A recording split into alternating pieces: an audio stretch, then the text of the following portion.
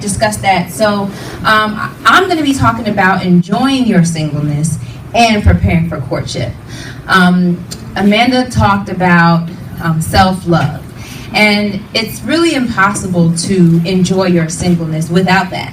So it was very important for me that you guys got that presentation first, because you can't have one without the other. That's your foundation.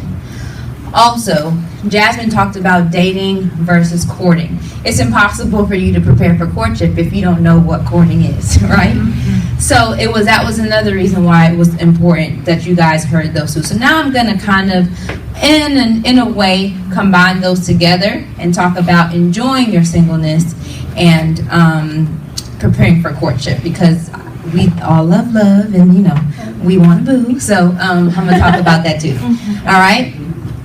So I want to begin with something kind of interactive. I want you guys to tell me what comes to your mind when you think about singleness. Freedom. Yeah. Freedom. Yeah. Okay. Time to do what? Buy shoes. Okay. Buy shoes. Someone said. You think of lonely sometimes. You think of sad sometimes. Okay. Lonely, sad. I think of focus. Focus. Okay. You don't have to answer to anybody. You don't have to answer to like, I love being single, y'all. Single and satisfied. When we call this anything else? Tell them when you want to go out. You don't have to worry about coming back home at a certain time. What you want to eat. We don't know half the time what we want to eat anyway. But okay, keep going. Anything else? You can dress how you want to dress. Okay, you can dress how you want to dress. Lonely, I mean, when you dig deep into it, you get lonely. Okay. Like, you gotta be real with yourself. Like, we're not always happy that we're single. Yeah. Amen. Okay. All right. So we're not always happy when we're single. Sometimes we do get lonely. Sometimes it's not the most fun thing for us to do. For us to be a season for us to be in. That's what I'm hearing. Okay. All right, well, we said a lot of things, and a lot of it was in the context of love and relationships. What you don't have to do, what you do have to do, who you don't have to be with, who you don't have to report to, if you're lonely, if you're not lonely, if you're satisfied, if you're strategic, all that jazz, right? So what I want to do is kind of shift your perspective a little bit and talk about singleness in the sense of sanctification. Does anybody know what sanctification is? Okay, just holiness. Anybody else? I mean, you kind of hit it. You hit the nail on the head, pretty much. So for those who don't know what sanctification is, it is defined as the act or process of acquiring sanctity or being made or becoming holy. To sanctify is to literally set apart for particular use in special purpose or work, and to make holy or sacred. Okay, so in the first half of my presentation, what I'm going to talk about is singleness without talking about a man and what lack thereof, his role or lack thereof. I'm not talking about him at all in this first half. I'm specifically talking about you. Okay? So, ladies, your foundation is everything. None of this is going to make sense if your foundation is off. Okay? Matthew 6:33 says, but seek the kingdom of God first and his righteousness, and then all these will be added onto you, right? And although it does say that, most of the times it seems like we kind of skip over the first part and we just listen to we just want the second part, right? Most of the time we're just kind of like, and all these things will be added onto me, right? And so we skip that part. And if we're really honest, with ourselves, we become a bunch of women who, we don't feel fulfilled because we don't have a man. And that's not who God calls us to be. We're not just sitting around waiting for Joe or Tom to say, hey, I want you. There's things that can be done that we can do in the midst of that season that have nothing to do with men at all. Okay? And as a result of, the lack of information on that, what you basically have is you have a bunch of leaders, even people who maybe will create ministries out of the hurt that women are feeling because they are single. That's something that you definitely want to be key on. You definitely want to make sure that you're not following leaders that are only kind of pressuring on those emotional points that we have when we are single. Because to me, that's not okay. There are plenty of other things that we can talk about as women if we're not married than becoming married. There are plenty of other things. So make sure you're kind of diversifying yourself in that. Because it's not empowering you during your single season. It's not. It's just telling you to wait on a man without working on yourself. And you don't all of a sudden turn a light switch on once you get married and automatically become sanctified or obtain some type of worth just because now you have a ring on your finger or you signed a marriage license. Okay? All right.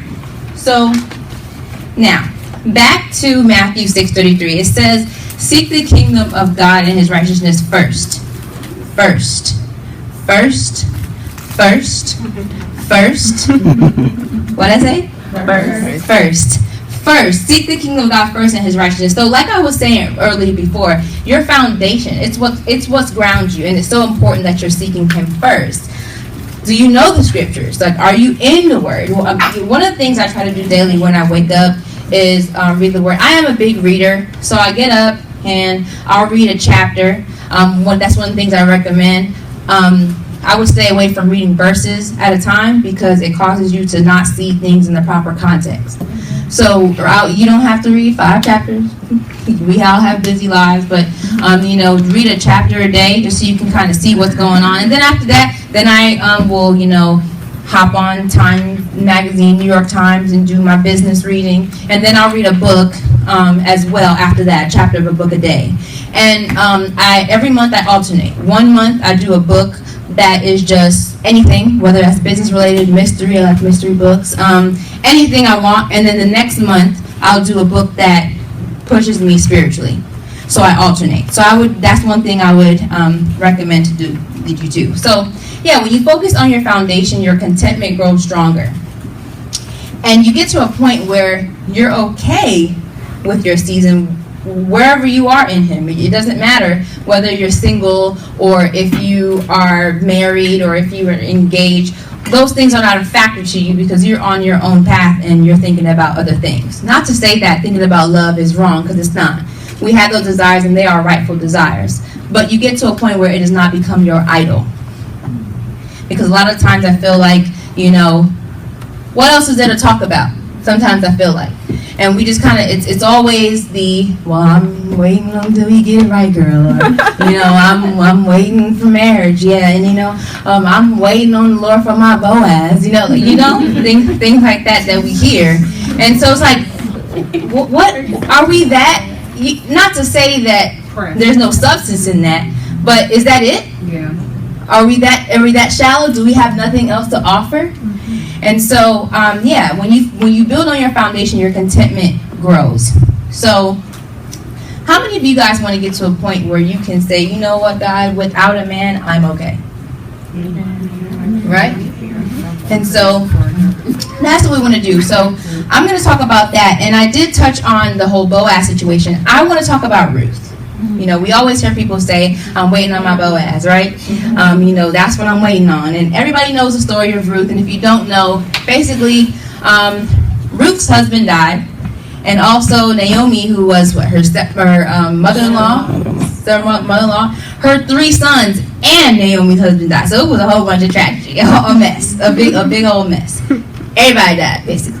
And so the story ends basically with Boaz. Boaz was another guy. Boaz ends up, seeking after Ruth, and long story short, they lived happily ever after, right? And so everyone says that, I'm waiting on my Boaz as a parallel to that story. Now, what I want to touch on is the fact that Ruth was not sitting around waiting for Boaz. That's not what she was doing. She was actually content with being a widow at the time when her husband died. And it was her stepmother-in-law, Naomi, who told her to go work in the field when she didn't really know who Boaz was at all. So, one of the phrases that's often forgotten in the book of Ruth is, your God will be my God, which is what she told Naomi. And so, she wasn't looking for Boaz or waiting on the Lord for a babe. She was getting to work doing what she needed to do. And then he seeked and found her. Okay? So remember that. Not to say that, the desire for a companion is wrong. Not to say that at all. But like I said before, don't let that desire become an idol. If marriage or singleness or love is the only thing that gets you excited about God's plan for your life, then you got some work to do. Is basically the moral of the story.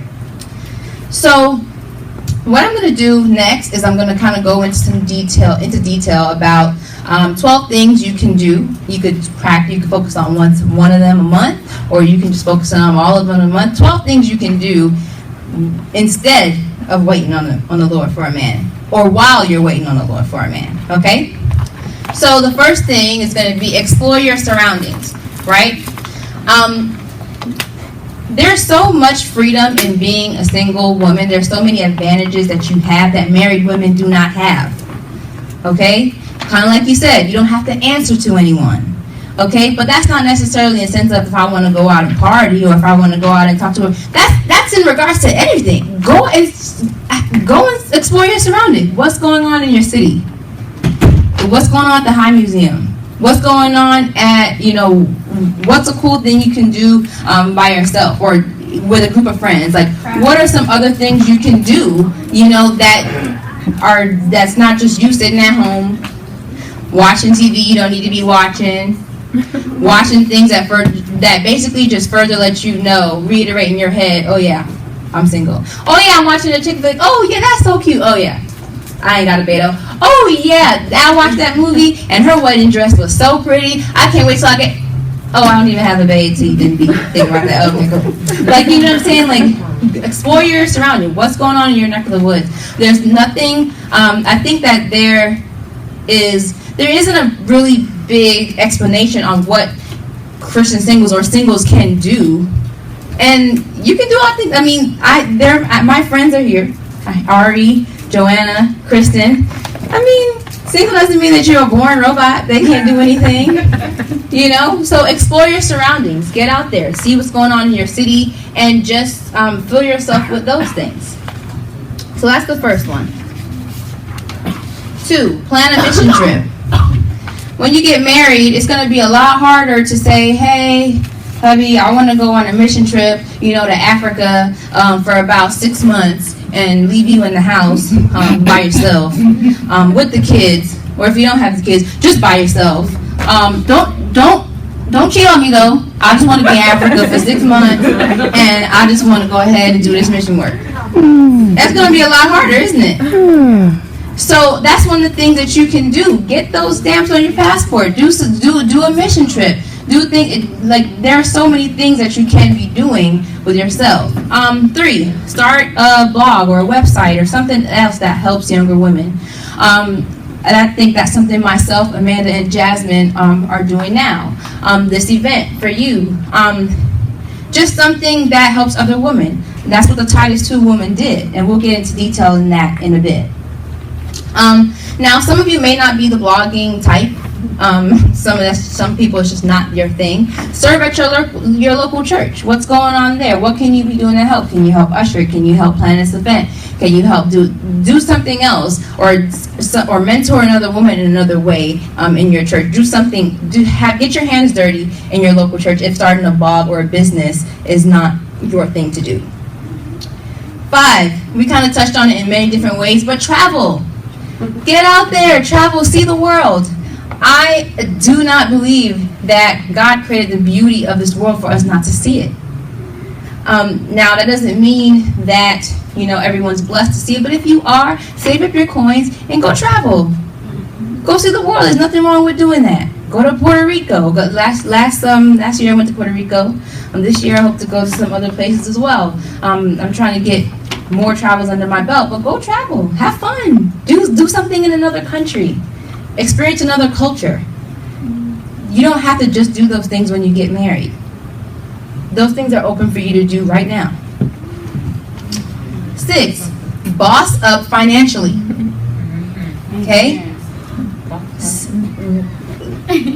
What's the savings like, right? And this is for all of us, me too, right? Getting into one of the things that you do have to realize, even when you get into courtship and you're getting ready to get married, you think it's free? You think getting married is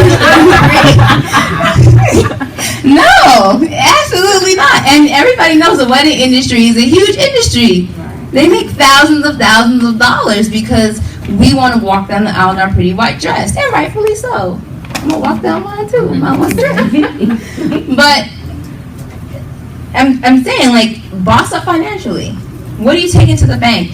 Are you working on your credit score? Are you if it's in a bad place? Are you working on financial? But some people listen to Dave Ramsey. Some people in Total Money Makeover, 7-step plan. Work on those things so that you have something to offer and bring to the table as well.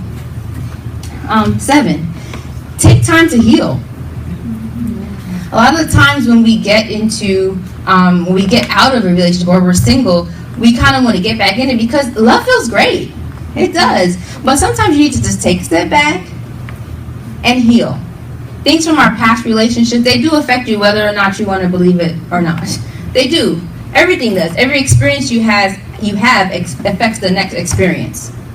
So take time to heal from those things if that's what you need to do before you step into, oh, hey, I want to date again, or hey, I want to court again. Because you're actually doing anybody who you try to date a disservice, because now they got to deal with you and your baggage that you haven't dealt with. And that's not fair. I know I don't want to deal with somebody else's baggage to a certain extent. We all deal with each other's baggage, but I don't want to deal with over-excessive baggage. Your baggage is too heavy. Like they tell you at Delta, you need to take some out and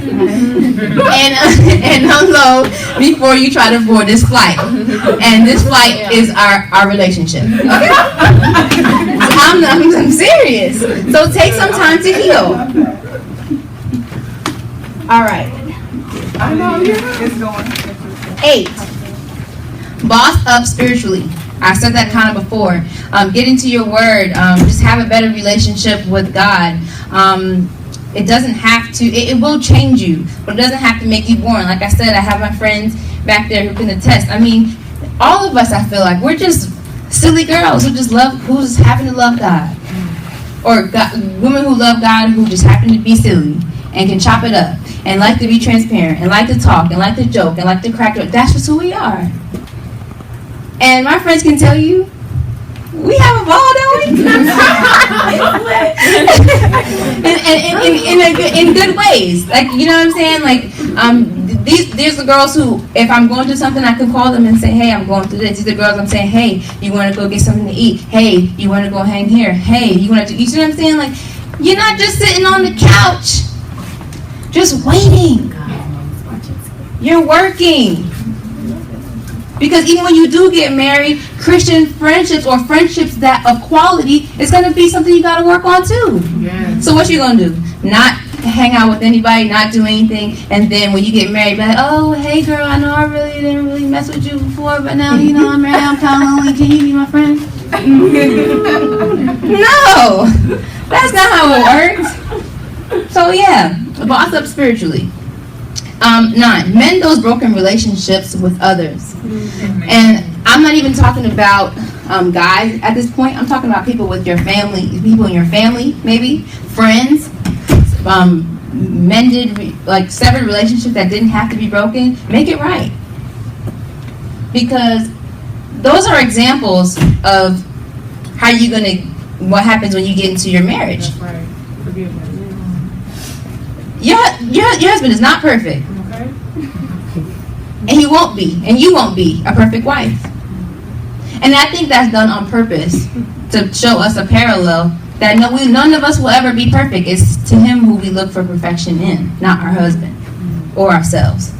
So make it right. Forgive someone that you have been holding on to unforgiveness in your heart for a long time. That's something you can do, and that takes time. Okay? And I can say that from personal experience. That's my big thing. Like, if you do me wrong, it's just kind of like, I don't want to speak to you, I don't want to talk. You know what I mean? Like, I can be like that, and it's not right, but forgiveness takes time. You don't just wake up and say, okay, well, God says I'm going to forgive you, so guess what, girl? Hey, you want to go do lunch? Let's get back like we were before. That's not honest. That doesn't happen. So forgiveness takes time. So let that be something that you kill your time with, as opposed to just waiting on someone, because you don't know how long your season of singleness will be. And if you just sitting around waiting, you're wasting time. You're wasting time. 10, make memories with your friends while you can. Married women, like I said, it's going to be harder for you to do that when you're married. You have more responsibilities. Not because you love your friends any less, just because you have more responsibilities. It's like if I fill this whole plate up and then I try to put something else on it. After a while, it's going to overflow, or I'm not going to be able to divide it up efficiently, or something's going to lack. And you build those friends up now so that when you go through that other phase in your life, they get it. They get it. Okay, she got 2 kids. She probably can't hang with me today. You know what I mean? They get it. But that's going to be hard to do when you don't try to build those friendships, and then you just come out of the blue, like I said, wanted to have girl time, and everyone's kind of like, well, you didn't invest in me. Now we have no foundation as friends. So make memories of friends as you can. Go on girl trips. Go travel with your friends. Not even just by yourself, but with your friends. Okay? 11, boss up physically. Let's get better health-wise, myself included. What could we be doing better just to make sure we're the best version of ourselves physically? That's something we could do, and that takes time too. That takes discipline. So maybe that's something that could also take up our time. 12, the last one. Find a mentor in your father. And when I say father, I don't mean your spiritual father, I mean your actual father. And some of us are not blessed to have fathers, but if not, find a male figure that can mentor you. Mentor you. The reason why I say that is because you need, and that could be a pastor, kind of like Jasmine was saying. The reason why I say that is because you need someone to set an example so that you know who, when someone is looking for you, they need to either consult them before they come find you, or they need to be a representation of them before they come trying to find you. And without that, you don't know what to look for, because you're trying to be both, the woman and the man. Find someone who can protect you, provide for you, be a vision for you, and be a priest over your life. The 4 P's, we'll talk about that in a second too. All right, so those are 12 things you can do. And so, like I said, the first part, what I wanted to do was talk about singleness and enjoying your singleness. There's nothing wrong with being a Christian that enjoys their singleness. Okay? So now I want to touch on preparing for courtship. Okay? So there's a lot of books out there. There's a lot of people extracting different things. I'm just going to keep it basic and simple and just come straight from the source. Okay? So let's go to Old Faithful, Proverbs 31, and then we'll go to Titus 2. Right? An excellent wife who can find, for her worth is far above jewels. The heart of her husband trusts in her, and he will have no lack of gain. She does him good and not evil all the days of her life. She looks for wool and flax and works with her hand in delight. She looks for wool and flax and works with her hand in delight. She's working. She's not just idle. Okay? She's like the merchant ships. She brings her food from afar. Meaning that she's financially conscious. In this time, the merchant ships were far out. So the Proverbs 31 woman, she would go out so she can get the best deals. So she was financially conscious for her family. She rises also while it's at night and gives food to her household and portions to her maidens. She's considerate. She cares about others. She will feed others. She considers a field and buys it, and from her earnings she plants a vineyard. She considers a field and buys it, and from her earnings she plants a vineyard. This girl was business-minded. Okay, she girds herself with strength and makes her arms strong. She senses that her gain is good. Her lamp does not go out at night. She extends, and I'm skipping some verses. She extends her hand to the poor, and she stretches out her hands to the needy. Okay? She makes linen garments and sells them. Again, business-minded. Do you have a hobby that you'd like to turn into a business? All these things are in line with the Proverbs 31 woman. She opens her mouth in wisdom, and the teaching of kindness is on her tongue. What are you speaking? When you speak to people or about people, what are you saying? Are you shady? Are you messy? Okay?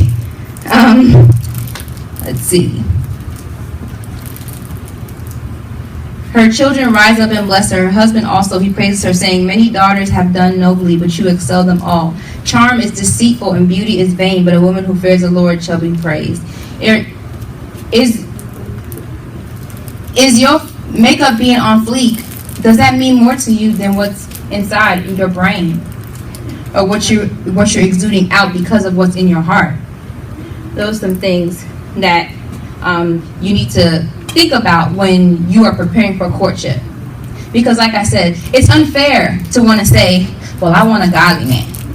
He needs to be a guy after God's heart. You're going to have to knock on God's door before you can even come to me, right? But then meanwhile, you scroll down through Proverbs 31 and you're like, I'm kind of shady. I'm kind of messy. You know, like, it's unfair.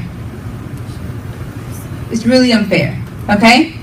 So now, I want to go ahead and talk about Titus 2. That's another thing that, this is a really good one to listen to. Can you find this for me? Well, I know you're going to take it. Yeah, I got you.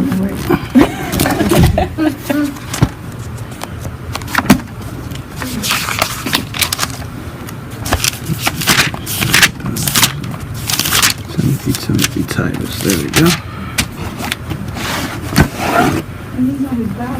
Okay, do. Okay. All right. But as for you, speak the things which are fitting of sound doctrine. Okay, I'm going to skip a little bit. Older women likewise are to be reverent in their behavior, not malicious gossips, or enslaved to too much wine, teaching what is good. Are you gossiping all the time? And we do it. As women, we do it. I do it at times. But are you just a person who likes to just gossip about people and talk about people? You never have anything good to say about anybody. It's always how bad everybody is in comparison to you because you're the best thing walking on this earth. Right? So that they may encourage the young women to love their husbands and to love their children. Do you have a all men are dogs mentality? Because that's not right. Because that's not true. What are you speaking when you speak to your other friends? What are you speaking when you speak to the children that you may have? If you have a child now, what are you speaking to that child in regards to that child's father? Regardless of whatever the situation is. To be sensible, pure, workers at home, kind, being subject to their own husbands so that the word of God may not be dishonored. So yeah, there are a bunch of things that the Titus 2 woman was. She mentored younger women. If you want to know what it is to find a godly woman that's older than you and try to let her be your mentor. Or if you see a younger girl that you feel could be in need of your help her. That's some of the things you could also be doing is building those relationships with younger women before you get to the altar or even after you become a wife. If you become a wife, if you choose to get married. All right. Now, I'm kind of done on the ladies. Can you go to Ephesians for me? And I want to talk about what we should be looking for in a guy. Jasmine touched on it a little bit. Ephesians 5. Jasmine touched on it a little bit, and then I'm just going to kind of touch on that as well. That was fast. Okay. Husband, love your wives, just as Christ also loved the church and gave himself up for her. Right? In the Bible, we always hear about the bride of Christ. Right? And a lot of things in the Bible are pretty much just parallels to Jesus being the greater version of that. Like how was it Abraham, was like the son of all Adam and everybody. Jesus is just a better version of that. Even the people, many different people in the Bible that you see, when you parallel them to Jesus, Jesus did some of the exact same things just without sin. A lot of things are just parallel to who he was in comparison to them, the greater being of them all. So, with that being said, your marriage to your husband is also a mirror of Christ and the body church, who is his bride. But it's just Jesus and the bride of the church is just the greater subject, because your husband is never going to be perfect, and you're never going to be perfect either. Right. And no church is perfect. That was a good one. It's kind of like when people say, I don't like to go to church because there are too many hypocrites in there. That's kind of the same thing as saying, like, I don't like to go to gym because there's too many overweight people in there. That's the point. That's why we're there. Okay? All right. So that he might sanctify her, having cleansed her by the washing of water with the word. The 4 P's. Priest, prophet, provider, protector. Priest. Is he a man of God? Does he know his word? That's what priest is. Prophet. And when I say prophet, it's not just, necessarily speaking into your life, but what's his vision? What is his vision? There are parts in the Bible where our job is to help our man, and he's supposed to help us. But what vision are you helping if the guy that's trying to court you has no vision? What are you doing? Providers, pretty self-explanatory. Providing for you and protecting his family. Does he protect you? Does he defend you? Those are the things that you should be looking for when you are looking for a mate. And so I'm just going to close with that. I do want to get to the panel. And so thank you for listening to myself and the lovely ladies. We're going to go ahead and pull the chairs up now, and we're going to read the questions that you guys submitted. And if you have any other questions, you can ask us that too. And then we'll kind of take some pictures and wrap up and send you guys home. All right? All right.